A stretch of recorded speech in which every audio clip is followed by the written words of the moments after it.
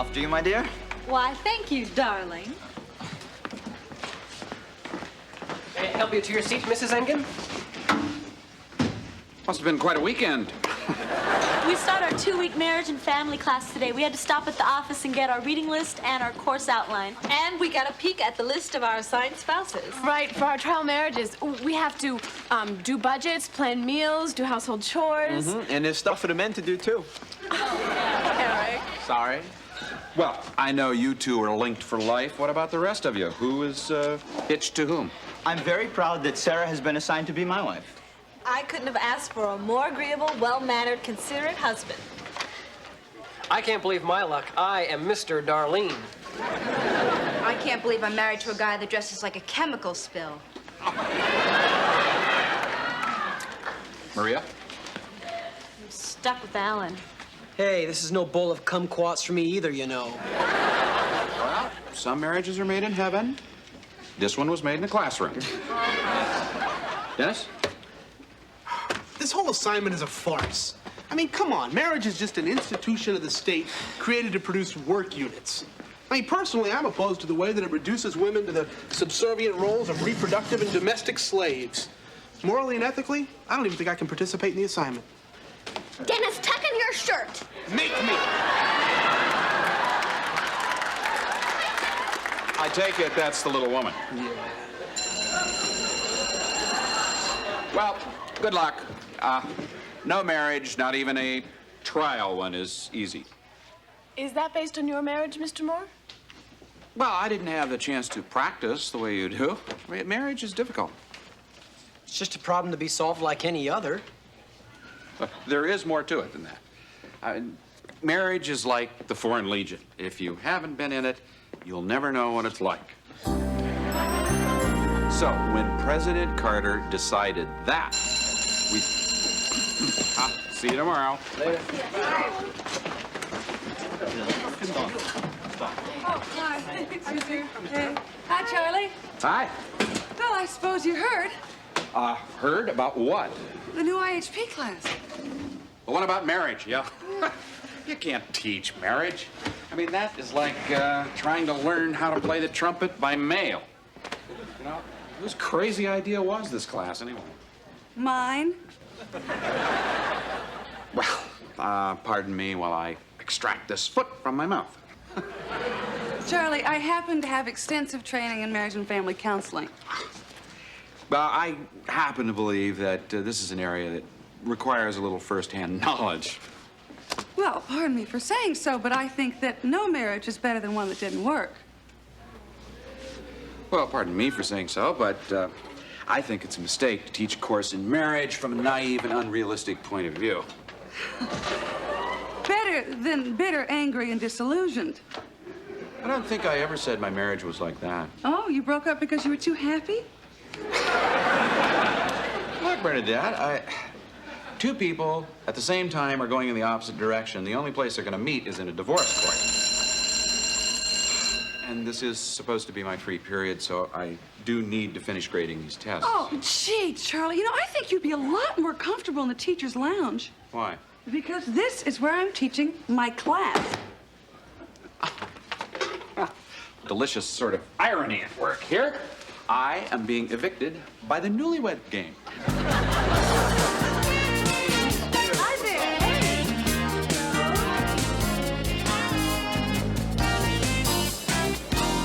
It's impossible to have a life on this budget. Darlene, it's an imaginary budget. Right. I can't imagine living on it. Obviously. You know, I didn't even know you could use Perrier in a steam iron.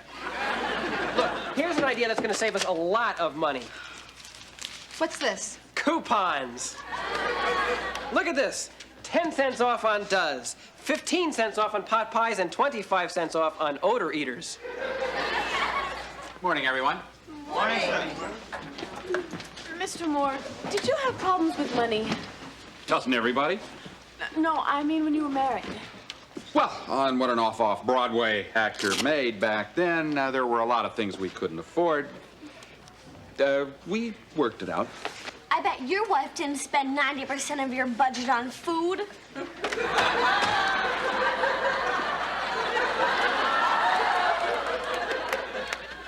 don't have a husband. I have a vacuum cleaner with teeth. Well, I got a wife who skips to the market. Well, at least I'm getting some exercise. Excuse me. So, if we could start talking about the NATO alliance. Remember it? Compromise is so important in a marriage. And we're going to start talking about compromise in our schedules now, okay? Sarah and I don't need to compromise. That's right. We don't need to compromise. We agree on everything. Okay. Alan and Maria, why don't we hear your weekly schedule? Okay, oh, I think ours is pretty good. Monday, 7 a.m. Alan at Harvard Club for power breakfast. Maria cleans house, gets Lincoln Town car waxed, picks up cleaning, washes the dog. Wait a minute. Where did that all come from? I didn't agree to any of that. I did a few revisions. I'm your wife. I'm not your slave. This is good. This is good. They're airing their disagreements. But next time you might try planning your schedule together and then try following it, all right? Excuse me, Sarah. My attendance book. No, it's okay. Why don't you join us? You might find it illuminating. Janice, Dennis, how's yours coming? We don't have a schedule. Our schedule is perfect and we are not changing it. Monday. Don't read that out loud. Monday, up at 6 a.m. Dennis jogs to the gym. I follow on my bicycle. You wake me up at 6 a.m., you'll be following me in a hearse. It sounds like you two also need to try a little compromise. Eric and Simone? Weekdays are okay. Weekends, no. The weekend's family time. Friday nights we have dinner with my folks and play charades. Saturday's the family symphony tickets, and Sunday we read aloud at Grammy's house. This week it's Jane Austen. And while Simone's doing that, I'll be at Izzy's. Being with my family is very important to me. And being with my pool cue is very important to me. You're supposed to be married. I'm not supposed to be dead. Well, we've had a very nice head start here on our scheduling, and as you can see, it's not all fun and games after the honeymoon. So for tomorrow, if you could please bring in your revised schedules. Yes, thank you. All right. Maria, I want to talk. Oh, Charlie, what do you think? Well, I've been thinking about several things I said to you yesterday, and I thought I should apologize. Oh, But I don't think I'm going to. Your class bears no relationship to reality. oh, Charlie, tell me, oh, Swami, what is reality? Reality is 1 out of every 2 marriages ends in divorce. Oh, well, probably because they haven't taken my class.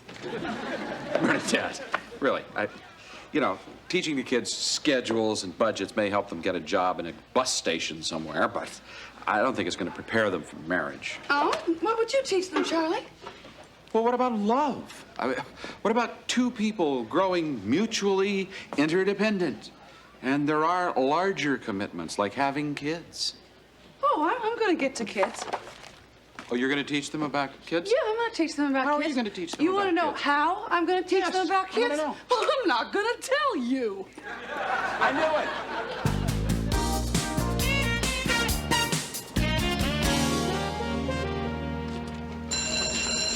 Good morning, everyone. Good morning, sir. Well, what have we here? We're parents. Meet little Egbert. Can you hear me, sweetheart? Isn't it great? Have a cigar.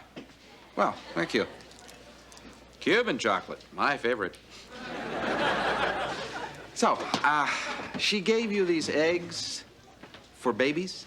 Uh-huh. Each couple's assigned an egg to take care of during our trial marriage. Yep, a real egg with a real baby chicken inside. And they're almost ready to hatch. We have to keep them in these incubators. One member of the couple is to be with the egg at all times. Well, an egg is hardly a substitute for a real live human baby.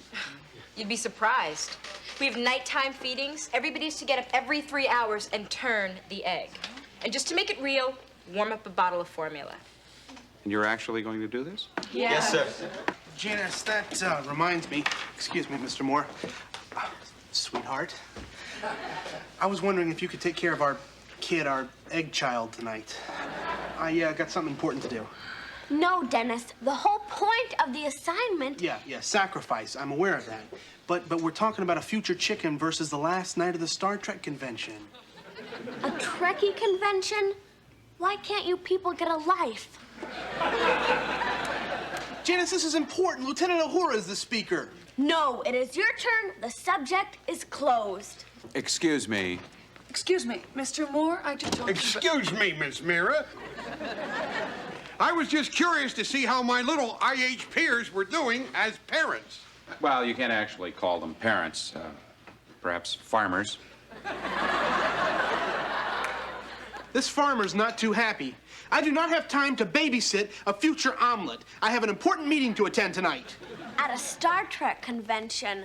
Dennis, you're a married man and a father. It's time to switch from Mr. Spock to Dr. Spock. That's right, Blunden. Maybe this will teach you a little responsibility. How do you expect to be a role model to your egg? He already is. Humpty Dumpty. That's really great. You want to ruin my life? Go ahead. Fine, I don't care. See, I like this. This is what marriage is all about. Ruining your life. No, it's not. Well, I think they're learning something from this assignment, don't you?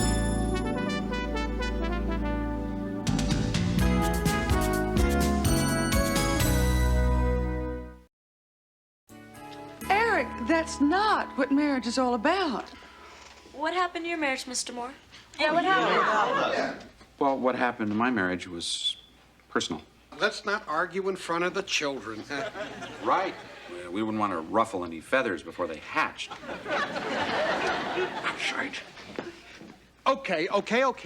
I realize what we have here is a conflict between a man whose wife obviously dumped him and a lonely spinster. Excuse me, my Just, wife didn't- yeah. The point is, regardless of how this thing started, I want it stopped. Miss Mira is teaching her marriage class, and I want no further interference from you. Capiche?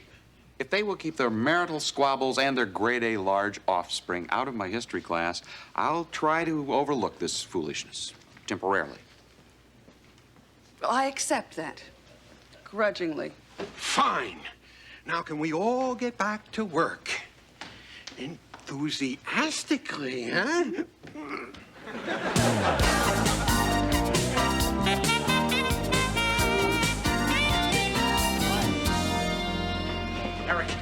Eric, I'm in a lot of trouble, man.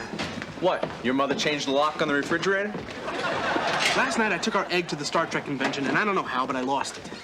Well, maybe your egg is gone where no egg has gone before. Well, what's that? I had to buy a new egg from the poultry store this morning. I borrowed this incubator from the science lab. Yeah, so why tell me? I need an alibi. In case our kid doesn't hatch, I need you to swear that you were with me and my kid last night for a father and egg kind of an evening. I was gonna ask you to be my alibi. Perfect. Great. Okay. Well, Where were we? Wow, look at this! 20 cents off on industrial strength bleach. Arvid, you woke me up to tell me that? Well, I like my whites as white as they can be. Come on now, Darlene. Staying up with the egg is part of our new lifestyle. My lifestyle with Arvid is missing two things. Life and style. Oh.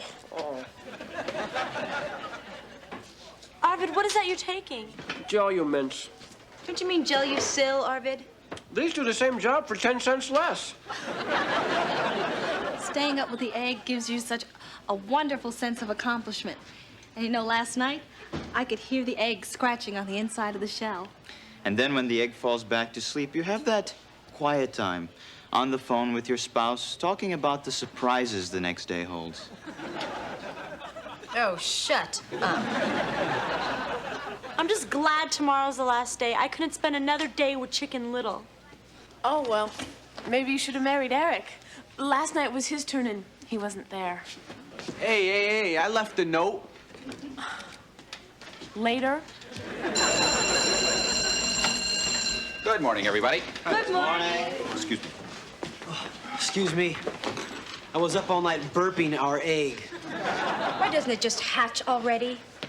God, I hate being pregnant. Okay, I'd like to start today on the farm labor movement. Excuse me, Mr. Moore. Can we speak? Excuse me.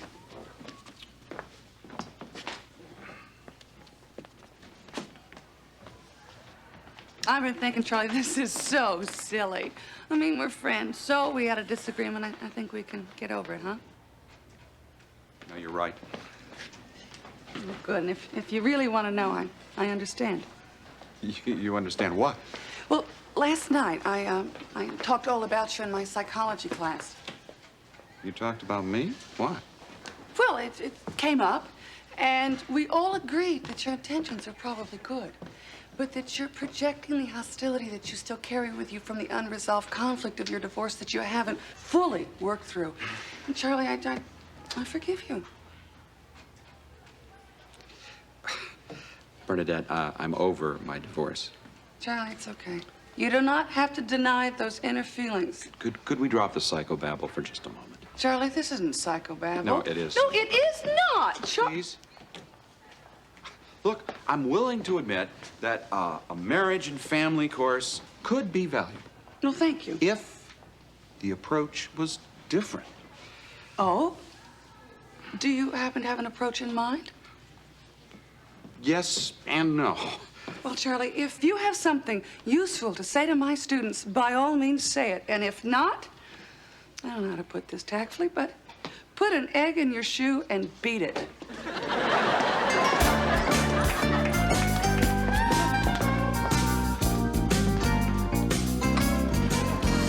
They're getting close. I see 2 beaks. Okay, come on. Let's finish this up. Eric and Simone, how did your marriage work out? Well, our marriage started out great, but then it hit the rocks. And went down from there. But, you know, we talked about it and we tried to isolate our biggest problem. Family. See, Simone's got a big one, and I'm not used to having any. I also didn't like the idea of sitting around reading Jane Austen on Sunday nights. Well, what would you do? Well, if I loved the woman, I guess I'd go and say I had a great time. But then afterwards we'd go to Izzy's and play pool. I'd probably like it. It's pretty good. Dennis? What? How would you categorize your marriage? Hell.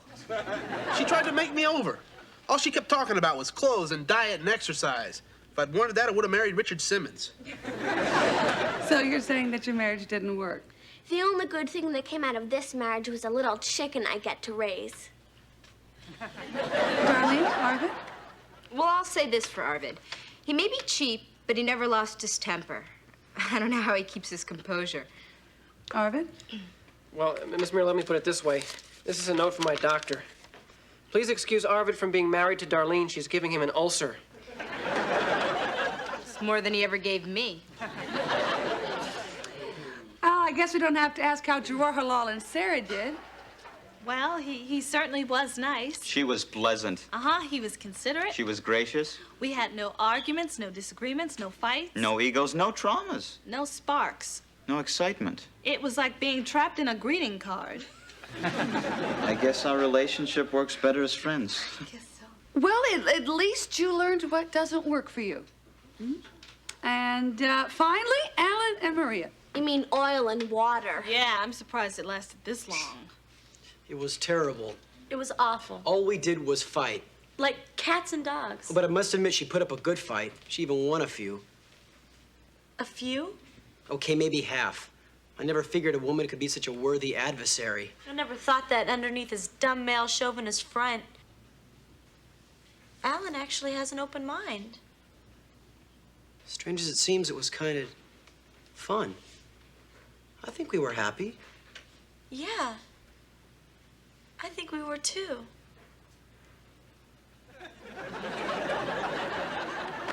Let's call that a success. Miss Muir? Mr. Moore? Listen, I know I've been quite critical of your class, and in many ways I still am. But in thinking it over, I also realize that instead of taking pot shots, maybe I should try to help out. Well, if knowing what happened to my marriage is still of any interest. Yeah, Yes, sure of course. Sometimes things come up in a marriage that you just can't work out, no matter how much you love someone. Like what? Like children. I wanted them, she didn't. She didn't think it was the right time. I kept trying to explain that it would never be exactly the right time. The next thing I knew, we had separated, and I guess it just took. But didn't you love each other? Very much. But sometimes that is not enough. We married very young, and each of us believed that the other was immature. I accused her of being in secret training for suburbia. And she accused me. Looking back, we had a lot of silly arguments. You ever hear from her? Yeah. She's married to an orthodontist in Scarsdale. She has 4 kids with great teeth. I have 10 with great minds. Thank you, Jeremy. Hey, look, my egg is hatched! Mine too! Mine too! Mine too! Look at them. Oh! Hey, look at them.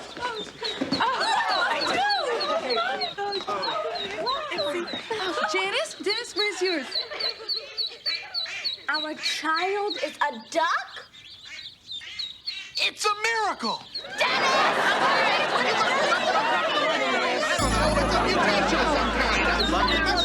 He's got an extra Y chromosome. I don't know. Why am I... Oh, 3 words on... Let's let him out.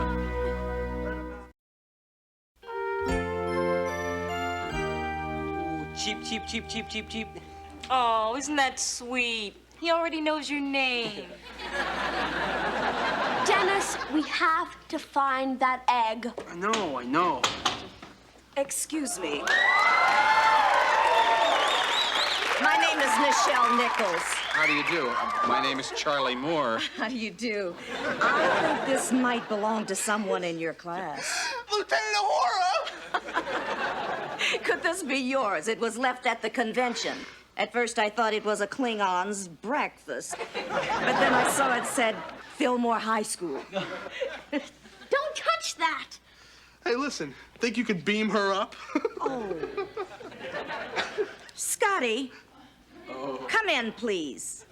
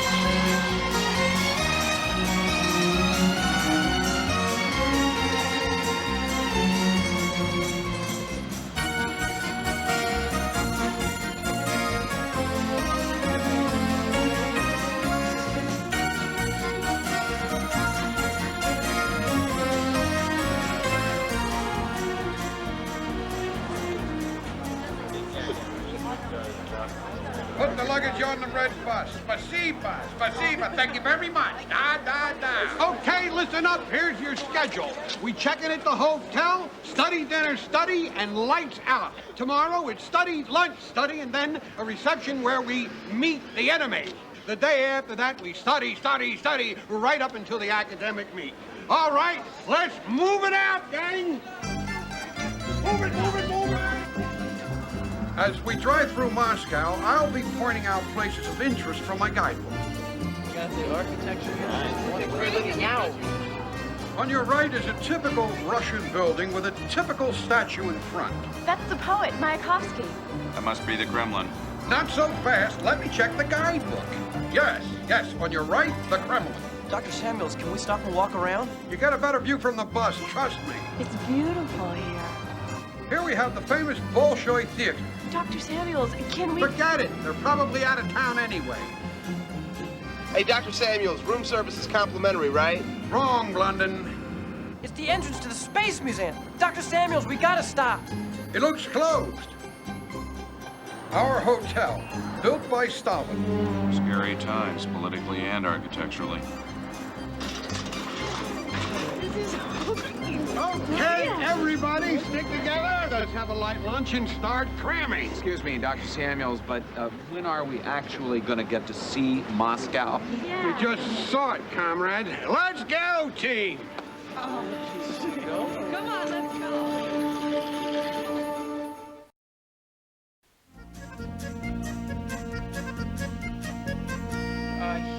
Heat cannot flow from a cold body to a hot body without. Are you guys still studying? We've got today, tonight, tomorrow, and then the morning of the meet. It won't be easy, but it's what we do best. Right, guys? Yeah, right. Is that all you want out of this experience? I gotta visit the Space Museum. If I don't see my relatives, my mother's gonna kill me. There's so many things that I want to do. I just don't know. Where is Dr. Samuels? He went back to his room to get more books. Hi, come with me.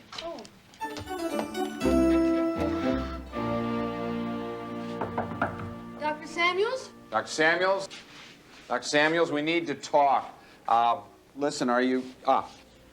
Dr. Samuels, we only have 3 days in Moscow, and you've got these kids locked up in the hotel studying. What are you doing? Shh. This place is bugged. Bugged? We're from a high school, not the Pentagon. Microphone in here somewhere. Really? I just haven't found it yet. I think you can relax, sir. When are you two gonna grow up? These Russians will do anything to win. Dr. Samuels, you are being a bit paranoid. Oh, yeah? Look at this.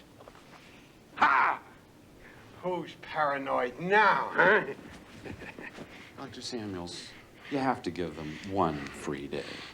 You know, for a while there, I was beginning to listen to you. But now, after finding this microphone, look at these wires. They play hardball. We play hardball.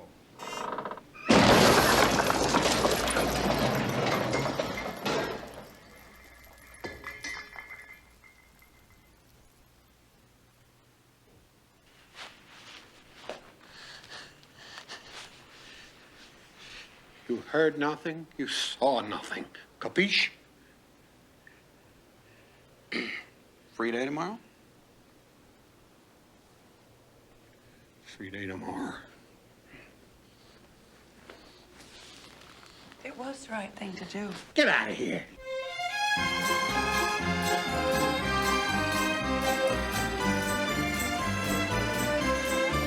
This is the most extraordinary building in Red Square, if not the world. I want to get a little closer. Come on. Well, this is it. St. Basil's Cathedral. It was built for Ivan the Terrible. And historians tell us that when it was finished, he liked it so much that just to make sure there would never be another one, he had the architects blinded. I think they're all working for Donald Trump now. Anyway, after this, I'm going to check out the Kremlin, and maybe Cathedral Square, Tomb of the Unknown Soldier. Anybody want to come along? Mr. Moore, Sarah and I want to get started on our video. Right. You did say a free day. That's right, and that's what it is. You're free to do whatever you want. I do want to remind you of 2 words. Gostinnica Yugorina? Those are the 2 words. That's the name of our hotel. Be there by 6 o'clock, okay? Okay. Enjoy yourself. Thanks. Have fun. So, I guess it's just you and me. What do you want to do? Let's go see how the other half lives. The other half? Come on.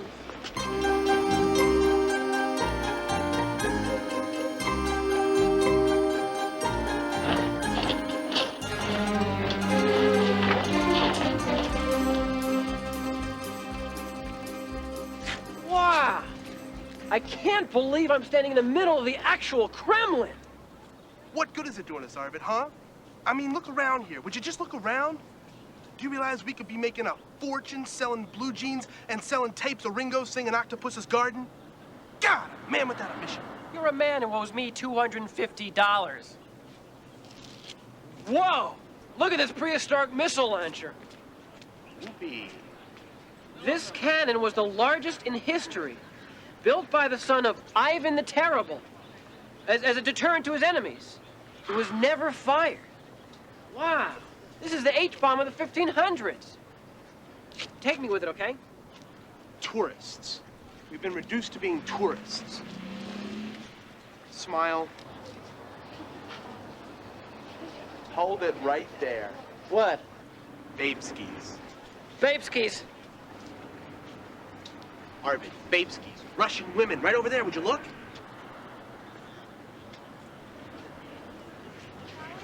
Hey, maybe they can tell us how to get to the Space Museum. Arvid, could you think? Would you try to do that for me? Those are Russian women over there, okay? They've never seen a nerd before. Virgin territory. Excuse me. We are Amerikansky. Me, Dennis. Him, Arvid. How do you do? My name is Natasha. This is Sonia.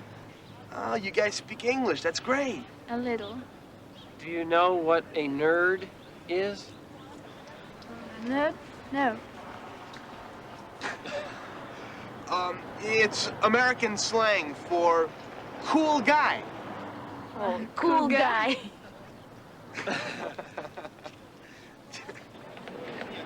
Hello. I'm an American student. I'd really like Mr. Gorbachev to autograph my book. Could you direct me to his office? Oh, thanks. Thanks. I'll ask somebody else.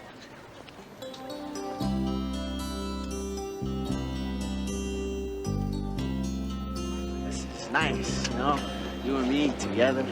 Yeah, kind of romantic. I'm being so far away from home. Well, what do you want to do first? Well, I don't care in what order, but I want to go to the Tomb of the Unknown Soldier and then see where Tolstoy lived and put some flowers on Chekhov's grave. Does anything interest you that also breathes? I also want to go to where Gogol was buried. He wrote one of my favorite novels. Dead Souls, right. Yeah. So could we maybe do something a little more exciting than watch grass grow on people's graves? Eric, they were great artists. I know. I love to read what they wrote, not what's on their tombstones. Okay. What do you want to do? Normal stuff. You know, Eric, it wouldn't do you any harm to absorb a little culture. Oh, so you think I'm a slob? No, I didn't say that. Oh, yeah, Simone, I'm gonna call my relatives and pay them a visit. We're probably, like, gonna sit around and watch the A-Team in Russia.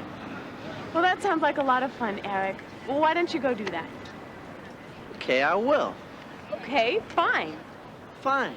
Fine.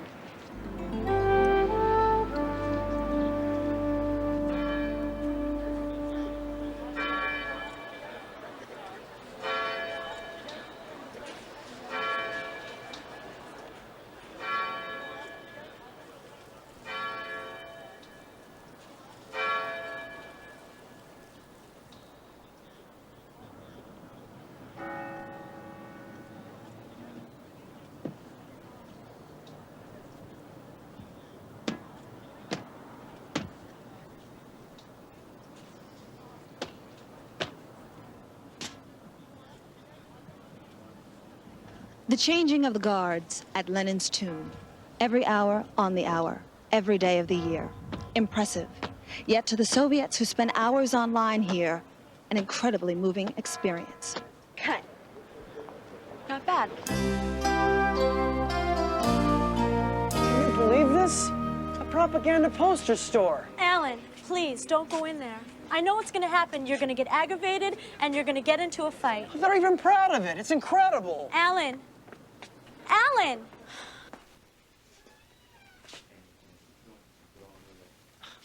This is completely unfair. Everything is written in Russian. Alan, you're gonna get us arrested. I just know it. How can we tell what myths they're spreading about us? Excuse me, what does that one say? All power to the Soviets. Tell me about it. Okay, I will tell you. Who am I telling? I'm Alan Pinkard. Young Americans for Freedom. I believe in free enterprise in the Republican Party, which someday I hope will nominate me to run for president. Oh, my opposite number. I'm Petr Rybakov. I'm a Komsomol secretary in my school. And someday I hope to be chairman of the Supreme Soviet. Whatever you believe in, I don't. First of all, I would like to congratulate you on your rudimentary knowledge of English. And I would like to sympathize with you on your complete ignorance of Russian.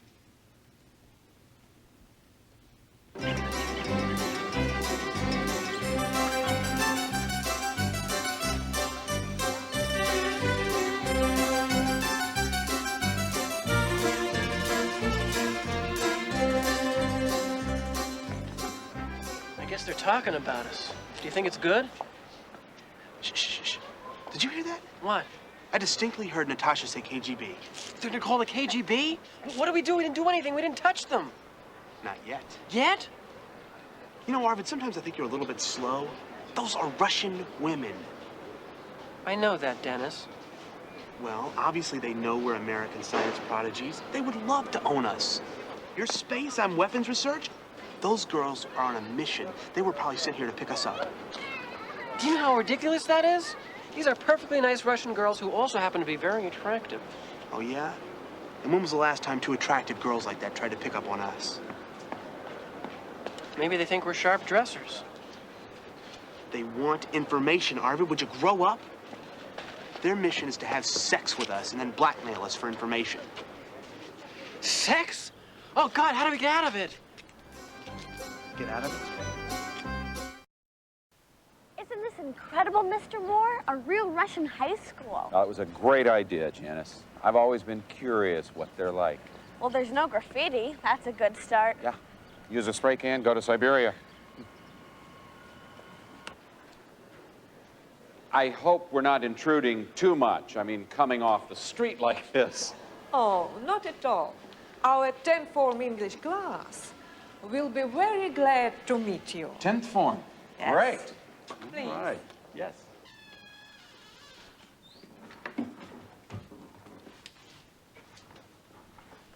Тамара Андреевна, разрешите вам представить наших гостей из Америки. Мистер Чарли Мор. Тамара Белова. Он учитель. И Дженнис Лазаротто, одна из его студенток. Good morning. Good morning, Miss Belova. Hello. Hello. We're from Fillmore High School in Manhattan, New York City. Am I going too fast? No. Well, we wanted to visit your high school and we wanted to say hello.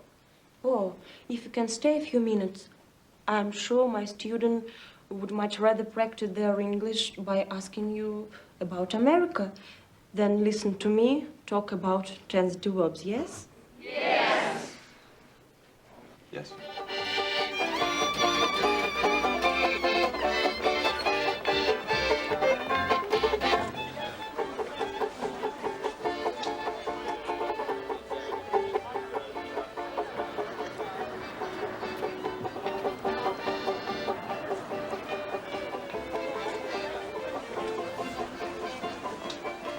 Laura? Eric? Yes! Yes! Wow. I mean, it's a good thing you wore that Twisted Sister pin, or else I would have never noticed you. Really? No, not really. I never expected this. What? You're beautiful. This is definitely not the Russia I saw in National Geographic. You're beautiful, too. Are you looking forward to meeting the rest of the family? No, I'm not in any rush. Good. Because today everyone is working. Tomorrow would be better. No. Tomorrow I can't. Tomorrow I have the meet. But they are making a big party for you. Everyone will be there. Well, maybe I can get away for just a little while. They will be so happy. Good. So what are we going to do now? If you like, I can show you a little bit of Moscow. That's great. Are you sure that we're related? Do the American people like to laugh at themselves? What Russian national food is most popular in America? Who will you vote for, Bush or Dukakis?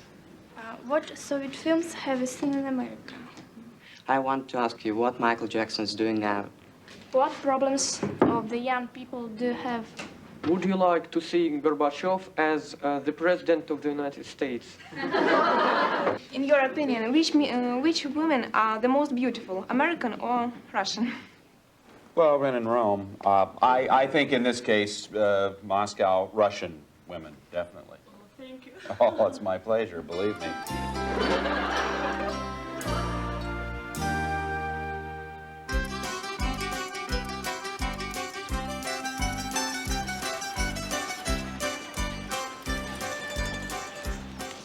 Dennis, I'm worried. We have to get back for the reception. We can be late. No, we can't. Listen, think of this as an ideological struggle. They want our minds, and if they gotta crawl over our bodies to get there, so be it. What if you're wrong? What if they're just trying to be nice? Oh, Arvid, please, this is no time to get soft on communism. Who do you think they're talking to over there on the phone? Their mother? They made contact and now they're checking in. We have had a fun time with you. Is it possible to see you again tomorrow? Oh, see, tomorrow's our academic. We'd love to. Sounds great. Tomorrow, we're all yours. Perfect. Is there anything special you'd like to see? Well, I'd like to see the Space Museum. Fine. We'll show you the Space Museum.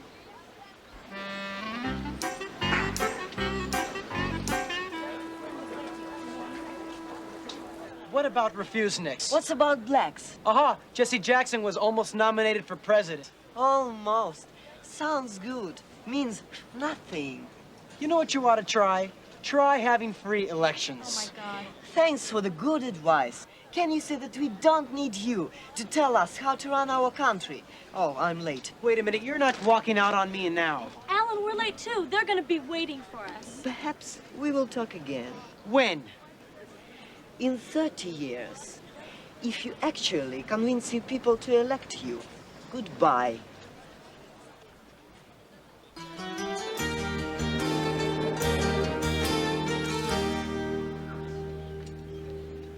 Remember, this is a reception just to say hello to the other side.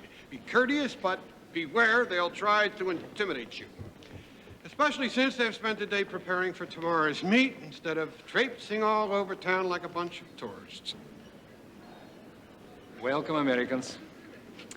I am Anatoly Kirov, school administrator for the Moscow Central District. This is our team's coach, Vasily Namin.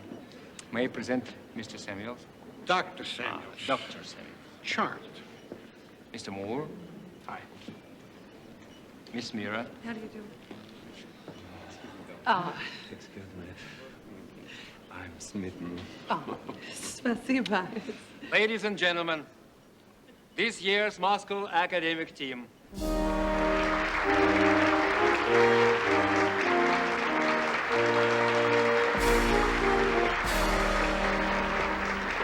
You're on a team. It's going to be a piece of cake. Eat borscht, Ivan. Darlene, it's a whole new team.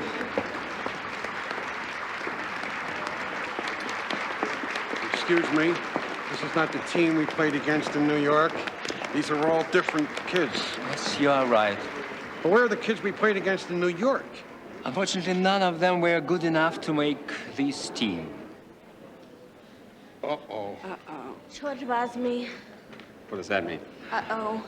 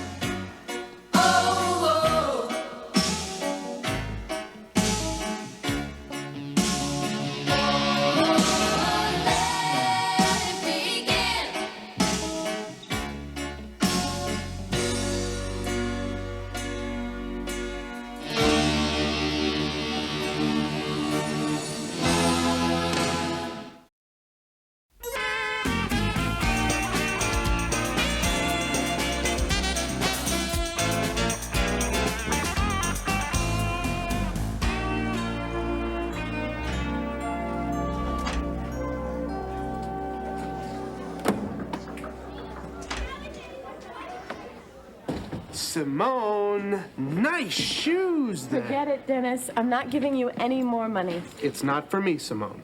I was watching the telethon a couple of months ago, and now they're bugging me for my pledge. I owe them $9, and it's for Jerry's kids. Jerry's kids? $9 buys a kid a trip to the circus. Oh, okay.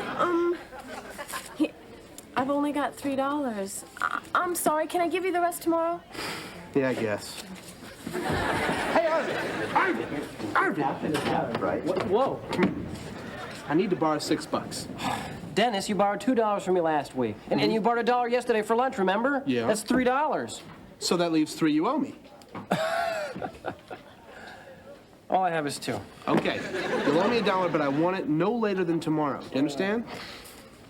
Well, at least when you take my lunch money, you don't break my glasses. That's right.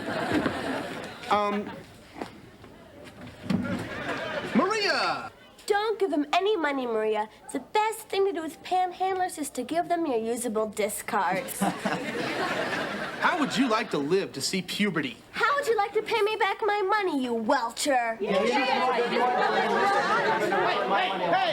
Come on, guys. Now, you know I wouldn't be hitting you up for money if it wasn't for something really, really important. Oh, yeah? Like what, Dennis? Well, So, Dennis, you get your new speakers yet? Oh, that's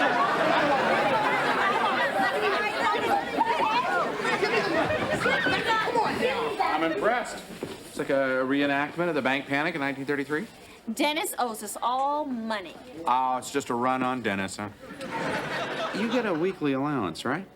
I mean, what happens to it? Well, I usually get it on Monday, and that usually lasts me till Monday afternoon. And then I have to supplement it with things I do around the house. So what's different about this week? My dad found out what I was doing around the house. I was going through his pants pockets, okay?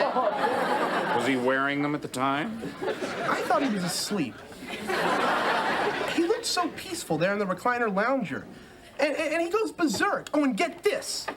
He accuses me, his own son, of stealing. Oh. Guy's got a lot of nerve. So you see why I'm so desperate, guys. He's cut off my allowance until I am well into Social Security. Well, guess you'll have to get a job. A job? Yeah, working for money. You know, Dennis, you see thousands of people rushing around Manhattan every day. You think they're going to class? Working for money, huh? It's novel. Well, here, Dennis, this one's perfect. Do you ride a bicycle? Next. Hey, how about construction work? Oh, yeah, that's good. Me lugging 2x4s across a steel girder 90 stories above the street. What's wrong with this picture? Well, Dennis, you gotta find something. Let me take a look. Okay, now here's something. Computer programmer needed. Oh, and look at this. Data bank manager. These jobs are perfect for me, Arvid. I can operate the VAX Pascal and CRT systems. And this XNES, I can wing that. I think that means experience necessary. Well, I have experience. What about the time I hacked into Dr. Samuel's computer and I made him an illegal alien? That's right. Well, hey, maybe it's worth a phone call. This is gonna be great. I'll get a nice, cushy job. I can use Mr. Moore as a reference. I'll make big bucks, and I'll never have to borrow any money from anybody anymore. Great. Oh, give me a couple quarters, will you? Sure.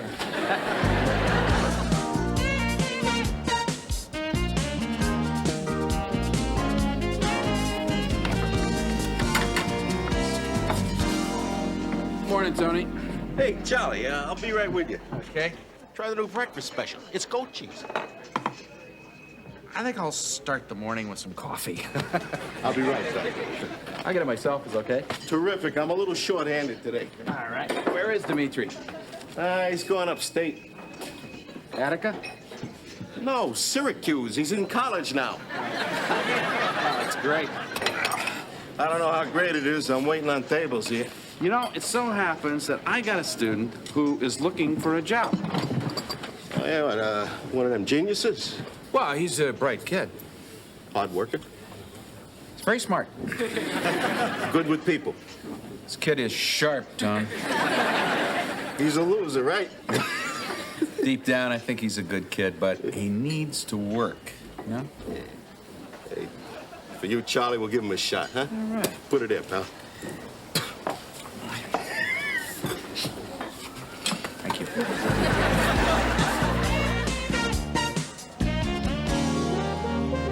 And Andrew Jackson's administration was the last one not to leave this country in debt. Then again, how much can an MX Musket have cost? Well, that and other burning issues we'll address tomorrow.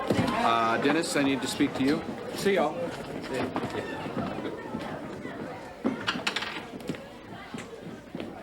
Yeah, Mr. Moore? Dennis, I spoke to some of the people you applied to for a job. Oh, great. What'd you say? Well, I told them that you were creative, resourceful, and very intelligent. And what did they say? Is he a high school graduate? So you lied, right? Wrong. Okay, you told them I was still in high school. What'd they say then? Goodbye. That is so unfair, Mr. Moore. I can do those jobs. Why do you have to be a high school graduate to program the MVS, JCL, and BCC7 systems? Haven't the slightest idea. Exactly. Look, Dennis, why should they hire you? You have no work experience. I think you're going to have to set your sights a little lower. You mean something like the O'Gaiver 286? Well, a little lower. Data processing? What could possibly be lower than data processing? You know that little Greek coffee shop a couple of blocks down, Casa Falafel? Ooh, that dump that used to be Casa Burrito? It's not a dump. A friend of mine owns it. Sorry. Okay, it so happens he could only afford to change half of the sign. The food is not bad if you skip the soup. And he tells me he's looking for a waiter. A waiter? You mean as in someone who serves food to another person? Please, Mr. Moore, I'm a math major. Okay, add this up. It's $4 an hour. 3 hours a day, 5 days a week, plus weekends, plus tips.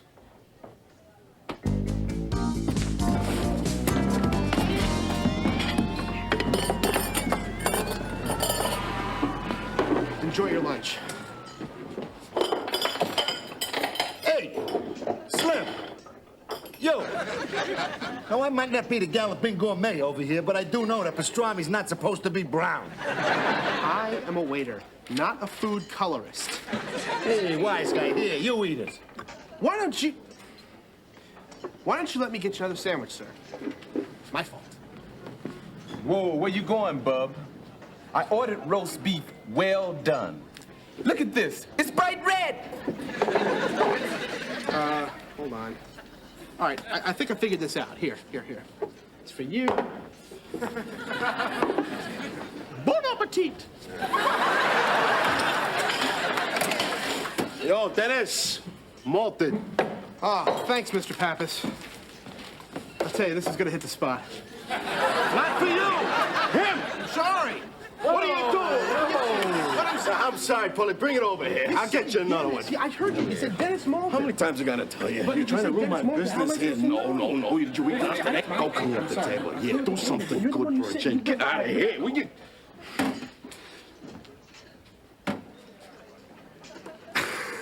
Janice!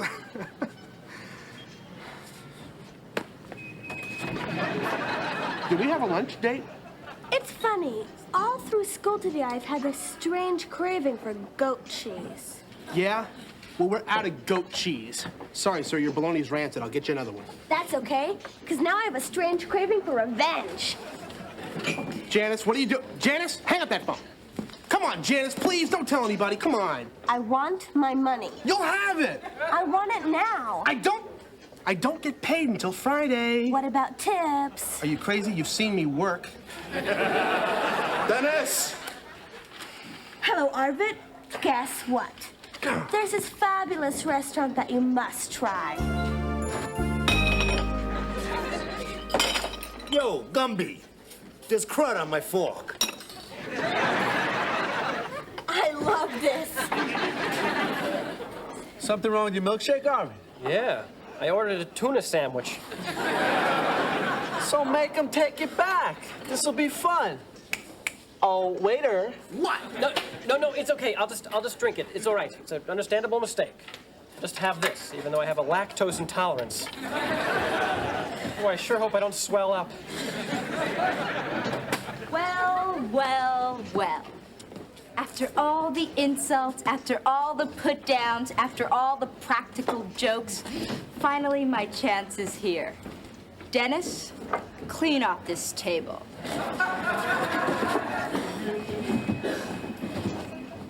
Ahem. Heard the lady. Get off the table. And where's your hat?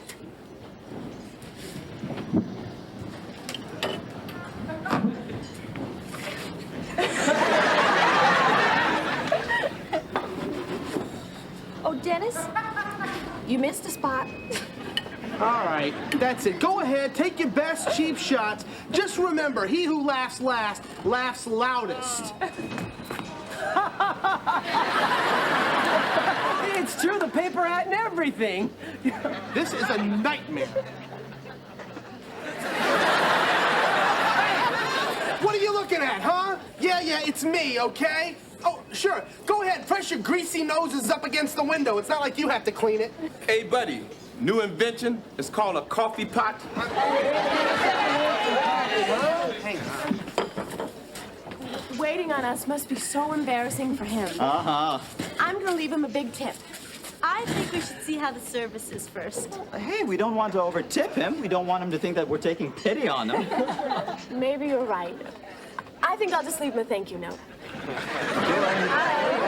Thanks. Enjoy. Enjoy. Thanks, Tony. Thanks, Tony. Yeah, no, thank you. And I just want you to know that all of Dennis's friends are always welcome here. And I'll give you a student discount. Oh, thank you. Hey, did you hear that, Dennis? We're gonna make this place a regular hangout.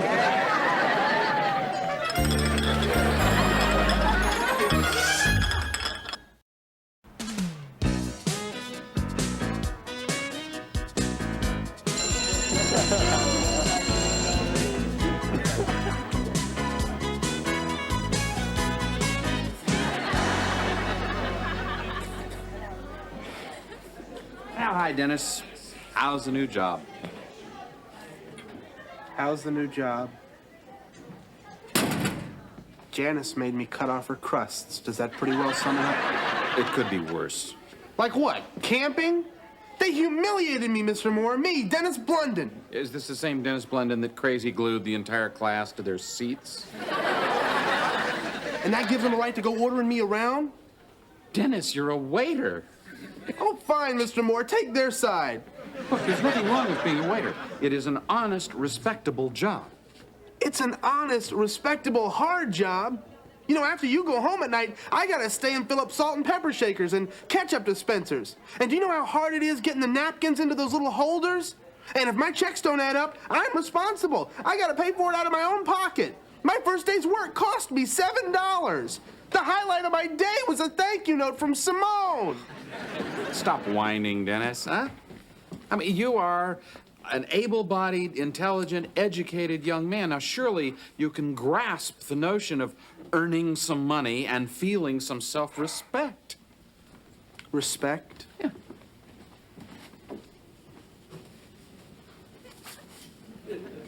I'm wearing a paper hat. Dennis, the first week is always the hardest. It'll get better, believe me. You know, you just have to trust me on this. I guess you're right. Yeah. Finally, my fries are here.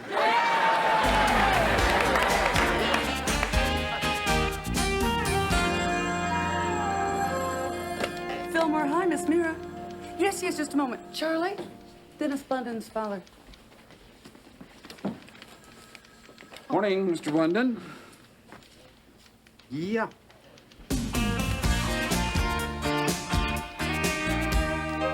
Money for you, Darlene. Hello, little Janice. Here is all the money that I owe you. Thanks, Dennis. And I'm sorry I had to lean on you the other day. Mr. Moore, here is all the money I ever borrowed from you paid back in full. Thank you, Dennis. I thought you didn't get paid till Friday. Oh, I don't. My dad gave me this. Dad? Yeah, where else would I get this kind of money? It's a good question. So you don't have to be real smart to figure that we'll talk about this tomorrow. Okay. Dennis, I want to talk to you now. And Sarah, I am still waiting for your paper on the growth of the national debt. Well, I guess I owe you one. Yeah, tomorrow, 6 pages. I thought you said 5 pages. Interest.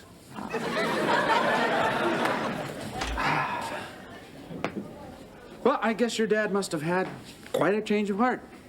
Oh, yeah. He felt really bad about my having to work, so he gave me $100, said, go out, kid, buy yourself something nice. But don't worry, Mr. Moore, just the necessities. Some computer software, a couple of videotapes, and I have had my eye on this little piece of plastic vomit. Your father called the school this morning, Dennis. I spoke with him. Oh, yeah? Yeah.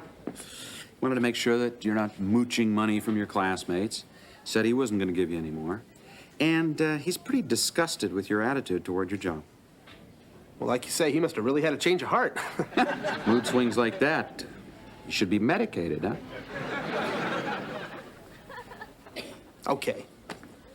I didn't get the money from my father. I borrowed it from Mr. Pappas. Uh-huh. So you're going to work off the debt? Well, not exactly. See, now that I've paid everybody back, and since I don't really need to work, I thought that at this point I could retire. Let me get this straight. You borrowed money from this man so you could walk out on it. No, it sounds bad when you put it that way. Well, I'll put it another way. That is reprehensible. Look, the guy goes out on a limb for you. He gives you a helping hand. You leave him high and dry. Huh? I vouch for you. He trusts me. Now, where does this leave me? You don't understand, Mr. Moore. I can't work there. It's humiliating. I hate it. Why should I have to go in there day after day and do something I don't like? What? Do you think that Pappas likes running this restaurant all by himself? You think he likes loaning somebody $100, discovering he's not going to be paid back? I didn't say I wasn't going to pay him back. Next month is my birthday, and every year Grandma Blunden sends me a check. So I cash it, I pay Mr. Pappas back, problem solved. Now what are we getting so excited about? I mean, what's $100? I'll tell you what it is to a man like Pappas. He probably has to work a month, Dennis, to save that much money. I promise you, I will pay Mr. Pappas back, but I am not going to work there. You just don't get it, do you?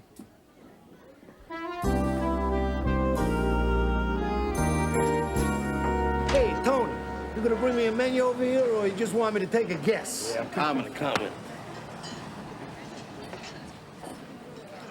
Yo, Denny! Denny! Hey, Denny, Eddie over here wants the Dolphins in 3 points. What do you think? I never bet on fish, Paulie. That's very funny. Mr. Pappas, could we talk? I mean, really talk? Yeah, something wrong? This is hard to say, but I've got these personal problems, and... You need more money? Go take it out of the cash register. I trust you. Meanwhile, get Louis his coffee. Louis, could you wait for the coffee? No, Mr. Pappas, I don't want to borrow any more of your money. I feel bad enough about borrowing the $100 in the first place. And I'm going to get that back to you, I promise. Hey, Dennis, you're a nice kid. You pay me back when you can. Hey, is anybody waiting tables here or what? Dennis, we got customers. Hey, you working here or not? That's what I want to talk to you about, Mr. Pappas. I gotta quit. Quit? You mean now? Well, yeah. It's a great job, and you're a great boss, but I'm in school, and I got homework. Hey, Denny, come on. I've been sitting here so long, I'm losing weight. Anthony, a bill of fare, please. Listen, I'm really sorry to see you go.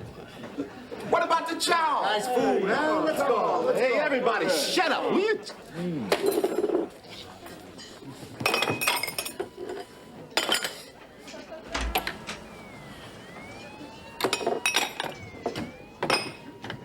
You know what, Mr. Pappas? You'll find a replacement real soon. Dennis, I got no time to talk now. Good luck. I'll get your sandwich in a minute. Hey, come on, Tony, I'm dying here. Why don't you go get some sushi? Oh, nice, smooth. Encore. Let me give you a hand, Mr. Pappas. I'll have your sandwich in a minute, Eddie.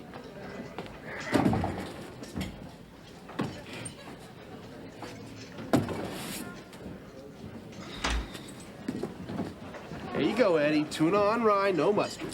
Just like my governess used to make.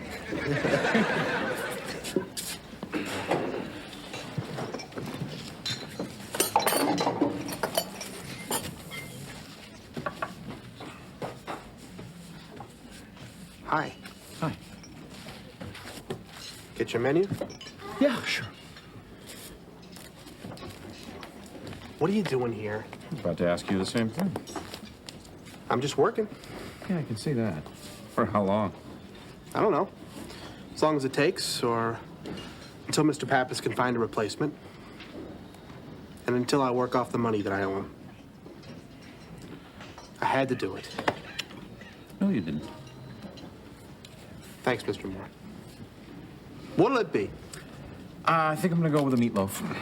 Outstanding. And as an appetizer, may I suggest the stuffed grape leaves? Sure, why not? And for dessert, sir. Dennis, I can't eat all this stuff. And what are you trying to do to me? I'm trying to pad my tip. I owe the man $100. Okay, some baklava. Make it a double order.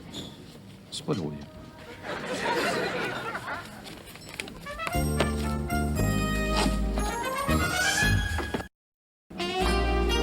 Hey, everybody. Guess what I got? No, it's not plastic vomit this time. It's my first paycheck. Yeah, so? What do you mean, yeah, so? This is mine. I worked 2 long, hard weeks for this money. So, how much did you make? $3.14. That's after taxes, I guess. And after I paid back Mr. Pappas. May not be much, but it's my $3.14. Feels a lot different when you earned it rather than just having it handed to you, doesn't it?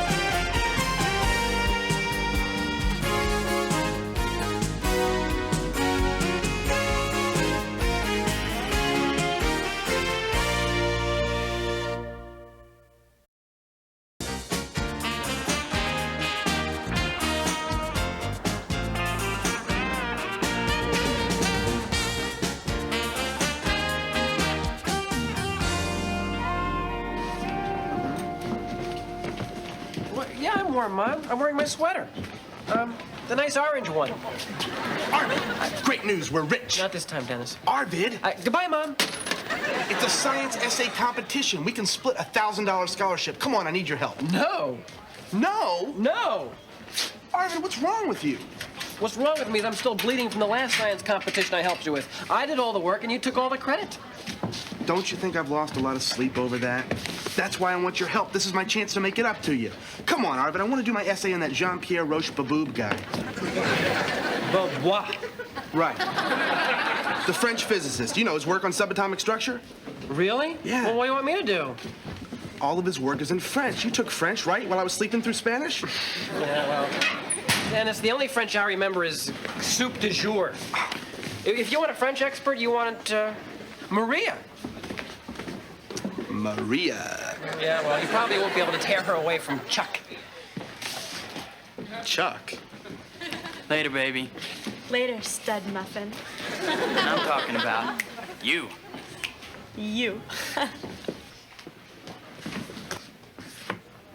New boyfriend? Shut up. Shut up. What did I say? It's what you're about to say, Dennis. And I'm not interested in your opinion about Chuck. Maria, I'm really hurt. I just wanted to tell you how happy I am to see how happy you are. And to make you an offer you can't refuse. Morning. Morning. Good sweater. Don't worry about it. I'll take care of it. I'll take care of it, Dennis. Mr. Moore, is it okay if I'm a little bit late on my paper on Nelson Mandela? Well, you're already a little bit late.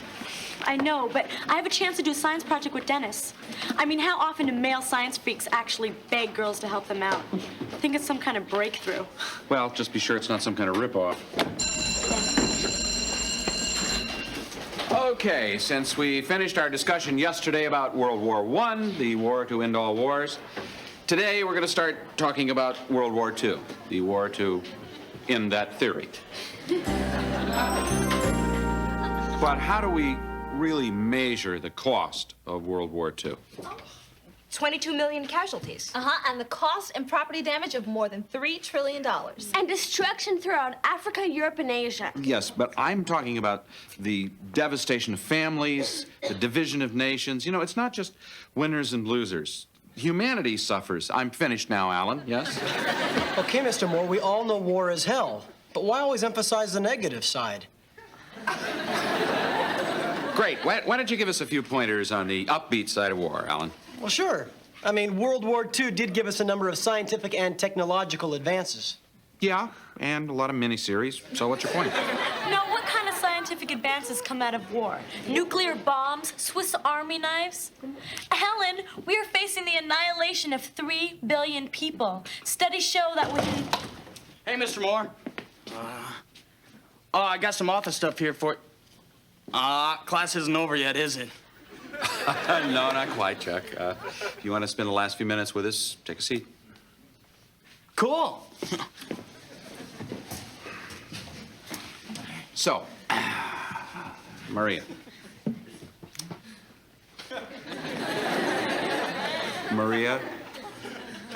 Maria, you were talking about 3 billion people? That's a lot of people, Mr. Moore. Hey, don't forget that a war increases the demand for arms and munitions, which reduces unemployment. Maria? That sounds good too, Alan. So you agree with me? Sure, why not? I mean, what do I know about war and icky things like that? Icky. Icky. Maria, nuclear war is not icky. Sitting on a pudding pop is icky. Yeah, he's right, Maria. One time I sat on a pudding pop when I was wearing my white jeans. Lucky for me, it was vanilla. Nous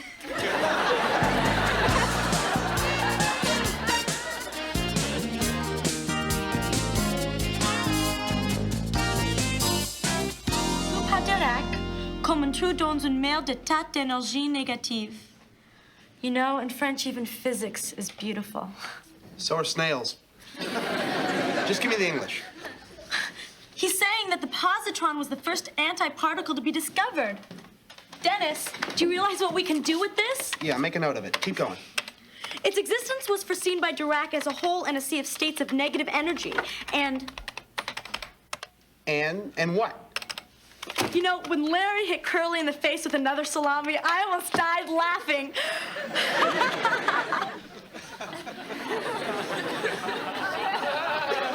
Did somebody hit your brain with the salami? Chuck, hi. Hey, baby. Oh, Mr. Wizard. Still yucking it up over last night, huh? Oh, it was so special. Excuse me. Are we talking protons and neutrons or morons? What are you guys doing here anyway? Just like extra credit work or something? It's a science. Oh, no. We were just talking, getting ready to go home.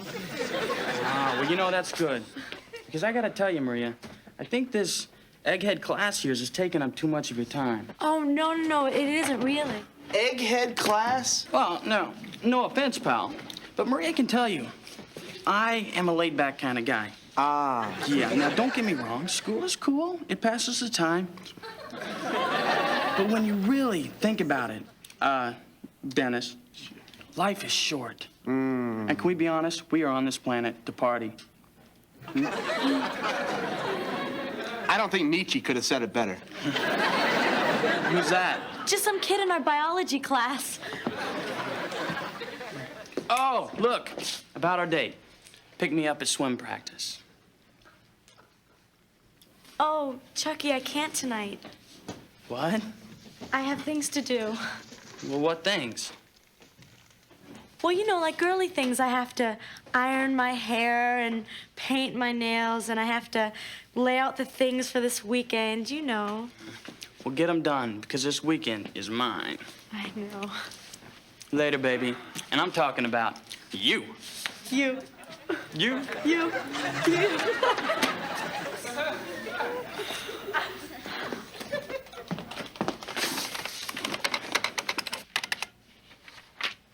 Why are you acting dumb for that airhead?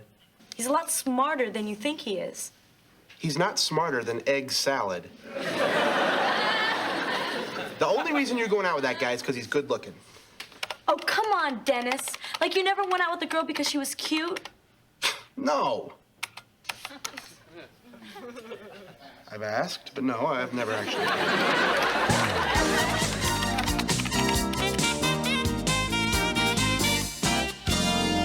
Excuse me, Mr. Moore. I come as a bearer of glad tidings. Wow, my favorite kind. Once again, our IHPers have proven to be winners. The New York City Science Commission has chosen as this year's entry to the National Essay Contest, Reconsidering Roche-Beaubois by Dennis Blunden. All right! Maria? A member of the commission will be here in a few days to present the award at our assembly. Hey, wear a tie. Around my neck? Maria, tell him. Carry on, Mr. Moore. Well, Dennis, it appears you've done it again.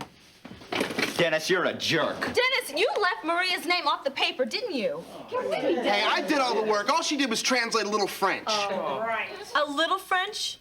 I did all the French, Dennis. And I did a lot of the physics. I knew you were going to do this when I recommended that she help Come on, you. why is everybody coming down on me? Nobody's even asked me my humanitarian motives. Okay, you're a great humanitarian. Why did you do this? I did it for her. Well, she's been going out of her way to try to make that dumb guy think she doesn't have a brain, and I knew that if her name appeared on a science essay, the guy'd go nuts. I did it to save your love life. And I'd do the same for any of you girls here. Maria, you're not going to sit here and let him do this to you, are you? Come on, Maria, tell him. Yeah. Look, Maria, I don't quite know what you're doing here, but I want both you and Dennis to go to Dr. Samuels. Tell him you co-authored the essay and you both want your names on it. Go. Boy, you try to do the right thing and look at what happens. All of a sudden, I'm the bad guy. Dennis, wait a minute. I don't want my name on that essay. What? If it means that much to him, let him have it. It might be the highlight of his life. I guess some of us have our priorities. No apologies necessary.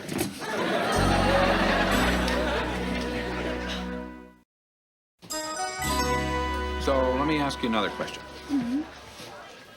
Let's say that you're an intelligent woman. You're an intelligent woman, just for argument's sake. Would you purposefully hide your intelligence in order to be with a man who was obviously not as smart as you were? Charlie, how sweet. Are you asking me on a date? What? I'm kidding. Of course I wouldn't hide my intelligence. That'd be outrageous. I mean, this is the 1980s. If a man can't accept a woman for who she is, who needs him? Right. I wish you could help me explain this to Maria Borges. I'm just not getting through to her. Listen, Chuck, I was just wondering, what if, oh, I don't know, I sort of entered a science competition? And what if I won? What are you telling me? You entered some kind of science thing? No, I'm just saying, what if? Yeah, look, Maria, I don't know, but I'm getting a little worried here that you have more interest for your schoolwork than you do in the old Chuck dog here. No, that's not true. Yeah, well, you say that, but now you're talking about winning some kind of science thing? I just thought it might be okay. But look, if it makes you feel uncomfortable, it's not that big of a deal. Well, that's good, because I'll tell you what, I'm taking a lot of heat from my buddies for dating a brain. Hey. But I tell them, Maria isn't like those other eggheads. She's into normal stuff like the Stooges, and she can't get enough of them Rangers. Am I right? Huh? Oh, which reminds me about this weekend. Friday night, Rangers game. Right. Saturday, raging party. And Sunday, football all day. You got a problem with that, lady? No, that sounds great. Excuse us, kids. Hey. Hi. Maria, do you have a minute? Sure. Later, baby. You. You. You. You. Miss Mira and I wanted to talk with you for a minute. Okay. He's your new boyfriend? Chuck? Yeah. He's really cute. I know, it's adorable, huh? He's really adorable. I know. Miss Mira, Yeah? didn't you have something you wanted to say to Maria? Yes, I did. Maria, don't neglect your studies. But on the other hand, don't neglect Chuck either. Oh, I know. Charlie, you didn't tell me she was going with Chuck. I mean, all the girls in the whole school think he's the prize catch. Even if I told Maria to dump him, she wouldn't. He's precious.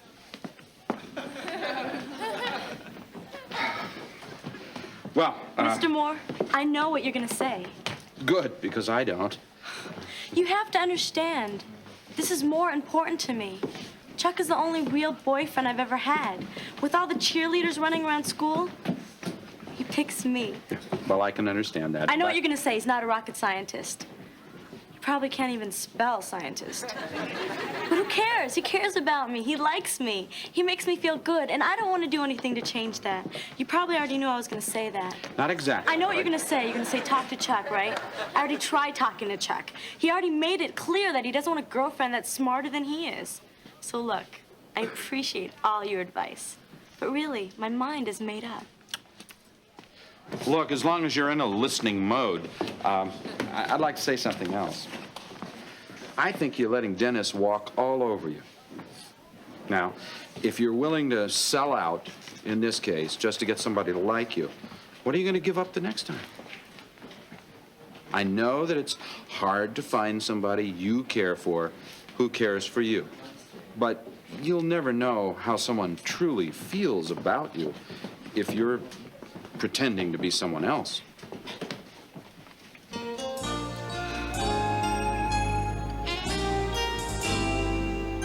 And for those students who saw that graffiti on the third-floor bathroom wall, if you call me, you will definitely not have a good time.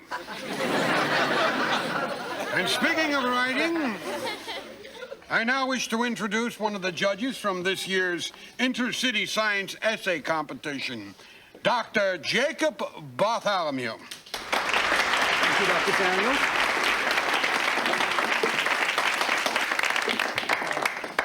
Babe, can you believe they're making us sit through this presentation? This year's winner is an outstanding piece of work on the research of the French physicist Jean-Pierre Roche-Beaubois. Made all the more difficult because, first, our student had to translate all of Roche-Beaubois' writings from the original French before starting his analysis. And this brilliant student is your own Dennis Blunden.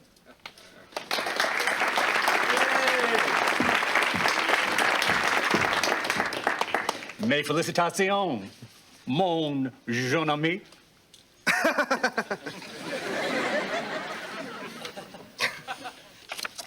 At a moment like this, I'm truly at a loss for words. Saying a mere thank you can't come close to expressing the deep sense of pride and, yeah, I gotta say it, satisfaction I feel for being honored and recognized for all my hard work. I only hope that my translation of Beaubois did justice to his elegant French. But you know, when I think of the lonely hours, finding the insight, finding that special French word. Yeah, like creep. I think of other scientists, Alone, late at night, staring at the blank page. Alone? What's going on here? She's obviously flipping out. Nurse! Nurse! Dr. Samuels, Dr. Bartholomew, I have a confession to make. No, you don't. Sit down, Maria. You're acting like a nut.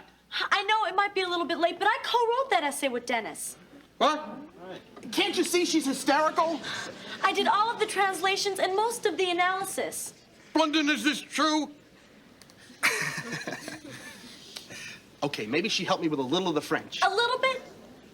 Ask him to translate something. How about this, Dennis? Vous êtes un cochon voleur.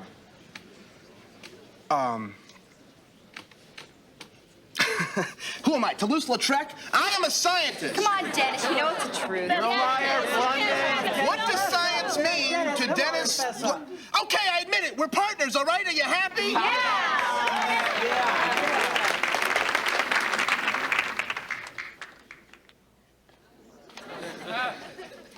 Congratulations, Maria. Thank you.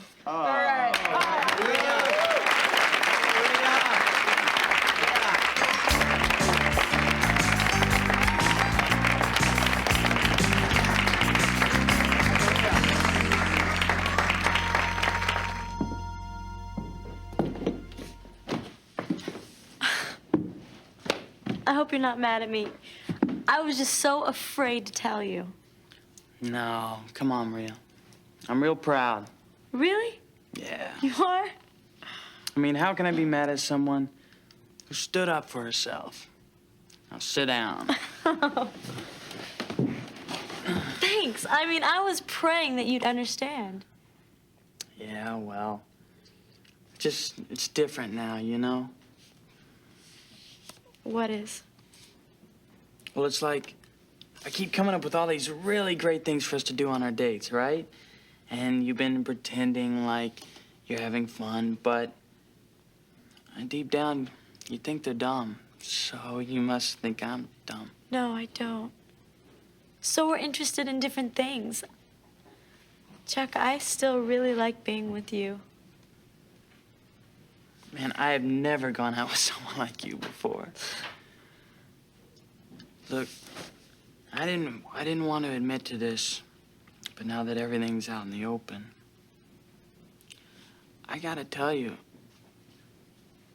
I don't know if I can deal with all this. You know, I have an idea. I'll go with you to a Three Stooges film, and you can come with me to the UN. It'll be great. Look, Maria, you can't pretend to be any dumber than you are. And let's face it, I'm not getting any smarter. You know, so I think we should, you know, we can still be friends though, right? Hmm?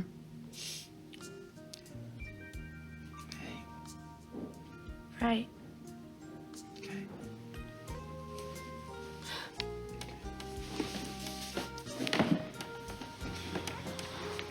Well, see ya.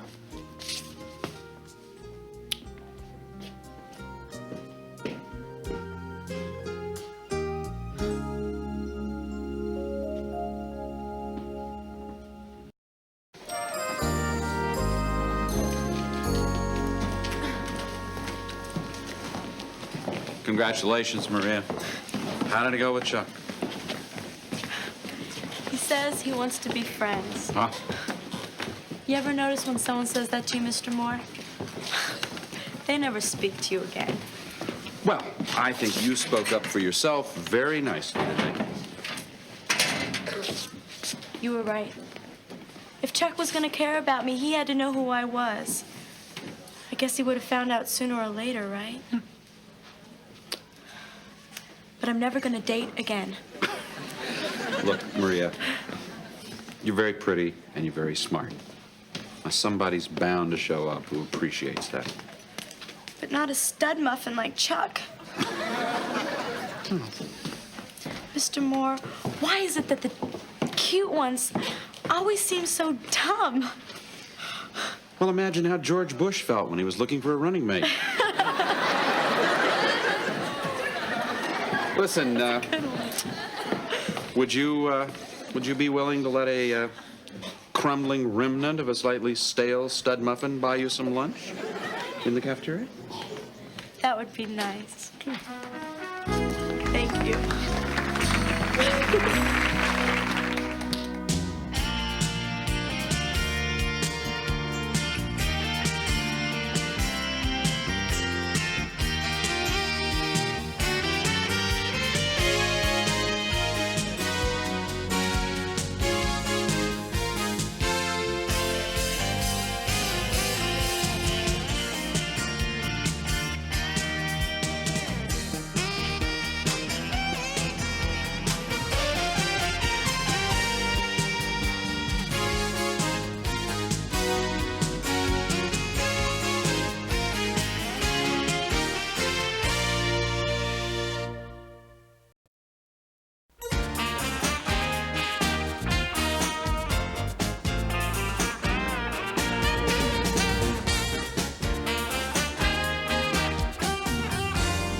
And then I went into the operating theater and I viewed the liver being transplanted.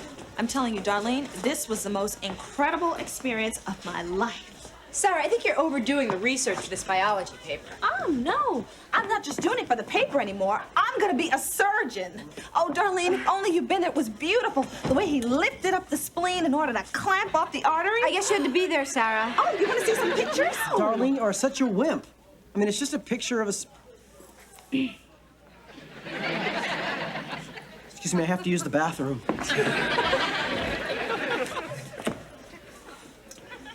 How do I mate thee? Let me count the way. Check. Oh, Nice. Okay. Computer says rook takes queen. Nice try, Arvid, but nobody beats the Chess Monster program. Well, you just met nobody. Chess monster, consider yourself check. Mated. Man. Not bad, Arvid. Why can't you play that way for Coach Teresh? Yeah. Oh, there's a chess monster. Well, I don't know what you're so scared of. You're the best player on the team. Sure, he has a funny way of putting it. He calls me Jughead. You could just beat a computer. You play chess, Mr. Moore? No, I know the basic moves, but that's really about all. Mr. Moore, why don't you and Arvid play a game? Oh, no, he'd clobber me. I mean, it wouldn't be any fun at all for Arvid. Who cares? It'd be fun for us. Yeah. Okay, Arvid, I'll meet you here come lunch hour. Okay, take your seats. And it's interesting, you know, I've been developing this theory about the Russian passion for chess, how it affects their political strategy. So maybe we could talk about that for this class period. And I think we will, since I'm in charge. You guys, who's winning? Arvid! Did you dismember him yet? Come on, Janice. This is just a friendly game. Mm-hmm. Sure it is, Arvid. Okay, everybody, the blended point spread is Mr. Moore plus a knight and 2 pawns. Do I have any takers? No way. Right, Dennis. Are you kidding? Arvid can't lose. Okay. Check. Check? Weren't you supposed to say that, Arvid? What's the matter, Arvid? I mean, Hey, come on, guys. It's easily blocked. Come on, Arvid, you want to move sometime this semester? Yeah. Relax and focus on it. Come on. Check. Wow, you trapped my queen. I resign. I don't believe it. He lost. Great, Arvid. That was really impressive. Thanks. Come on, let's get out of here. Hey, I think there's a belching contest in the cafeteria. You want to watch? Sure. You okay? You crushed me. You are upset. No. There's no shame in losing to someone who's a truly brilliant chess player. Not a brilliant chess player, Arvid. I happen to be reading a book on chess, and I memorized a classic trap, and that's really all that I know how to do.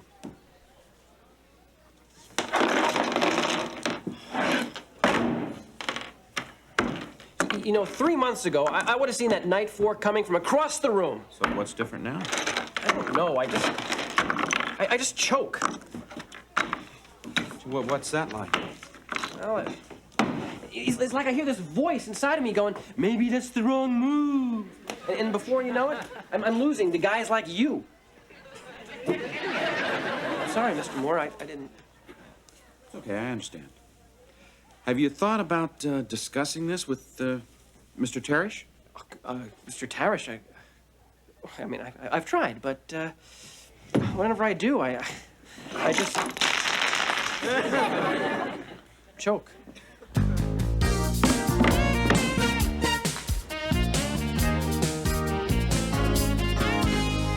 Mr. Moore! Mr. Moore, I challenged Coach Parrish to a chess match for you. What? I had to do it, Mr. Moore. It was a question of honor. Dennis, you don't have any honor. No. All I did was tell him what a great chess player you were. The guy went berserk. I'm telling you, Mr. Moore, he wants you. Well, I don't want him. Well, you got him. I'm not backing out now. No, I'm backing out. You're telling him. Oh, come on, Mr. Moore. Please don't do this to me. You beat Arvid. Arvid's terrific. You can demolish Coach Parrish. Dennis, you're overlooking one small factor. I don't know anything about chess. You don't? No. Thanks a lot, Mr. Moore. You're going to make me look like an idiot. I'm here to help, Dennis. Morning. Hi. Mr. Parrish, good. Dennis Blunden just mentioned some nonsense about us having a chess. Nonsense? What's that supposed to mean? You're too good for me. No, Frank. It means I'm not good enough. So let's just forget the whole thing, okay? Wait, I recognize this. This is the old weenie gambit. Check it out before you even start the game. That's typical, Moore. Chess is not a beauty contest. It's not how pretty a game is. It's who wins. Chess is war. You understand that? Yes, chess master. Defeat does not exist for the Fillmore chess team, does it? No, chess master. All right. After the Blitz game, I'll announce the team for the match against Bronx Science. And remember, your opponent is your enemy, not your friend. Mr. Moore, you want something? Word with you when you have a minute. Fine. Stick around. Maybe you'll pick up a few pointers. Okay, team, what do we study here? Chess! And how do we play chess? Strike first, back hard, show no mercy. All right, let's warm up with Rui Lopez. White, pawn to king 4, advance. Pawn to king 4, advance. I can't hear you! Pawn to king 4, advance. Black, pawn to king 4, advance. Pawn to king 4, advance. White, king knight to bishop 3, develop. Knight to bishop 3, develop. All right, all right. Blitz game, start your clocks at 5 minutes. Okay? Go!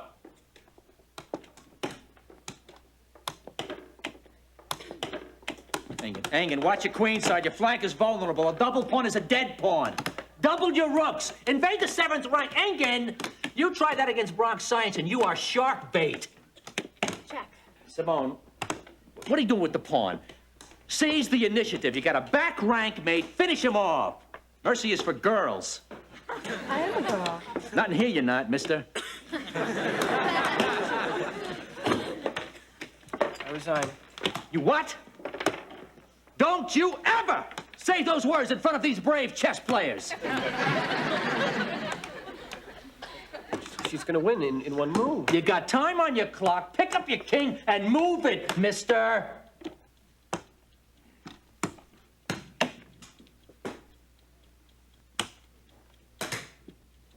Checkmate. All right. Let it go for the throat, Big Red. I want you to replace Engen on 4th board. How's that make you feel, Tiger? I feel melancholy, like the long withdrawing roar of the sea. Say that again? No, don't. I'm sorry, but I don't like the way you yelled at Arvid. I don't think I want to be on your chess team anymore.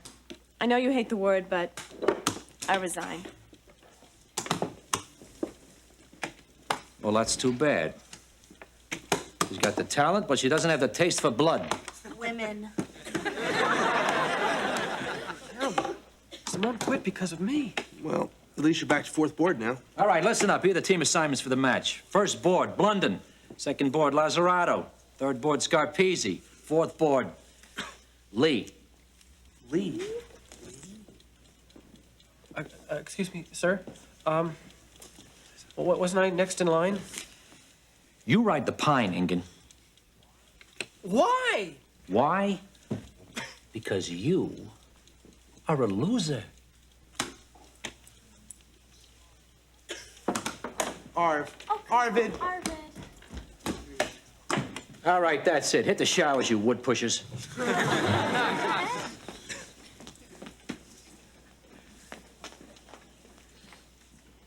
So, Mr. Moore, thought you backed out of the match. What are you here for, to back in? What's the deal with you, Frank? I mean, ever since I came to Fillmore, all I get from you is a hard time. It's not really fair. I'm just doing my job. Yeah, right. Your job. What's that supposed to mean? It's supposed to mean I'm the one with the master's degree. What are you? You're a substitute teacher, an out-of-work actor, spear carrier. Okay, so you got a master's, I got a spear. What's your point? Well, here's the point. You end up teaching the geniuses in the IHP, and I'm stuck with a class full of car thieves. Please, don't talk to me about fair, okay? I am twice the historian you are, and I happen to be an excellent teacher. Well, since I've been witnessing your excellent teaching techniques, I've seen one of your students quit the chess club and another run from the room in tears. Hey, if chess is too tough for him, let him join the football team. This is how I coach. And so far, it seems to be working. Fillmore always has a winning team. Yeah? Well, right now, Arvid Engen does not look like a winner.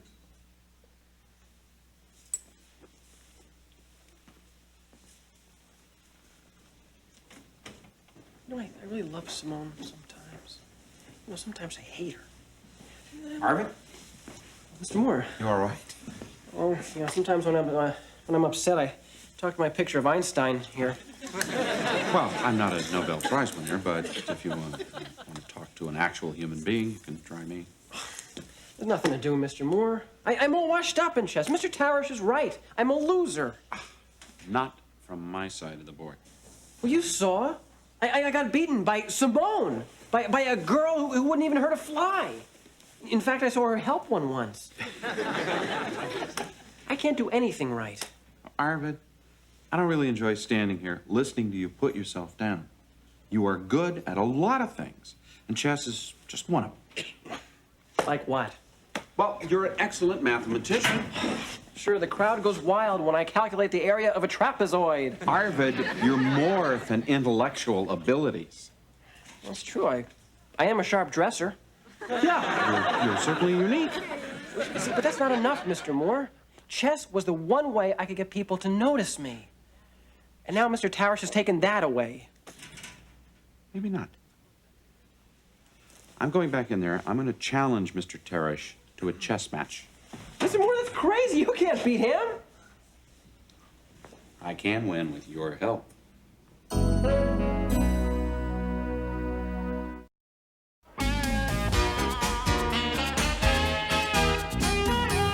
Okay, Mr. Moore. I got the earphone all hooked up.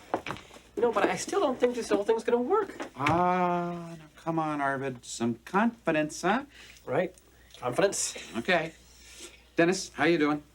I got bars. We're all set. Okay, now you remember, anybody asks why you're videotaping, you just tell them it's for broadcast journalism class, right? Right. Okay. You are following the action here, you're monitoring it, you're transmitting all the right moves to me, okay? Okay, I have confidence. Good. I have confidence this will never work. Mr. Moore, how about hand signals? Look, here's the chessboard. You have 8 rows and 8 columns. You use these 8 fingers. So, for instance, pawn to king 4 would be Arvid, go white balance the HL79 and set the lights for 3200K. Yeah, I guess that would be simpler. Well, if you're ready to go, Dennis, I guess I better get up to the match. You know, I gotta tell you, I'm pretty shocked. I can't believe you're cheating. I'm not cheating. Mr. Moore, I'm Dennis Blunden. I know cheating. This is cheating. This is everything you've ever told me not to do, rolled into one big, beautiful scam. Not true. I'm not doing this for money, and I'm going to tell Mr. Tarish what I did afterwards. Well, then that would make it one big, beautiful, dumb scam. True.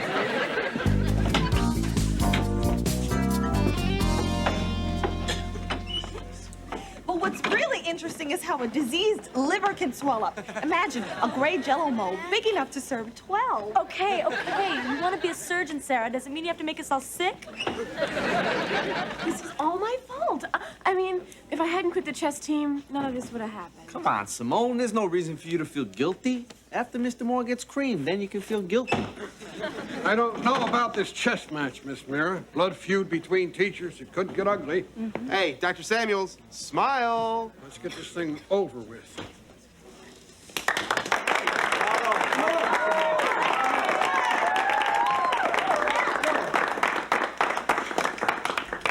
Okay, Mr. Moore, let's try it out. If you can hear me, scratch your nose. Good, it works. Unless, of course, your nose is really itchy. Mr. Tarash plays white. It's gonna work. Ready? Yeah, I knew it. He's going for Rui Lopez, Mr. Moore. He wants an open game with lots of action. We play a closed game, the Caro-Can. It'll drive him up the wall, okay? Pawn to queen, bishop, 3.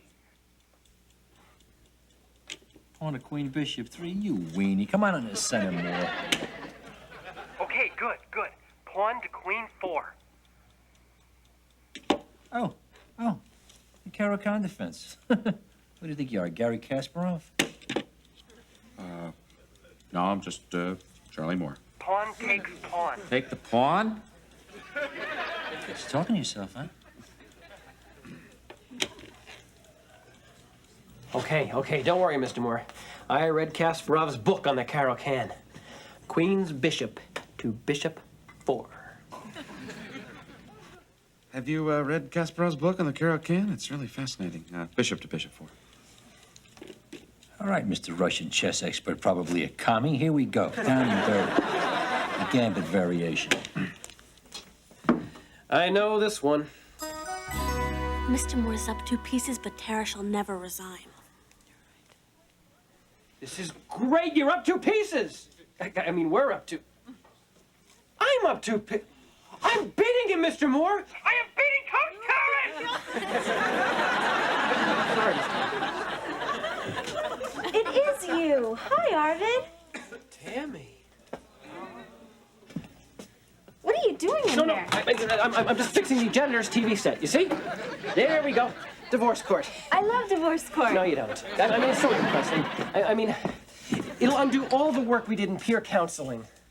You know, those were some of the nicest hours of my life. I always liked the way you really listened to me. What's wrong with Mr. Moore? He's running out of time.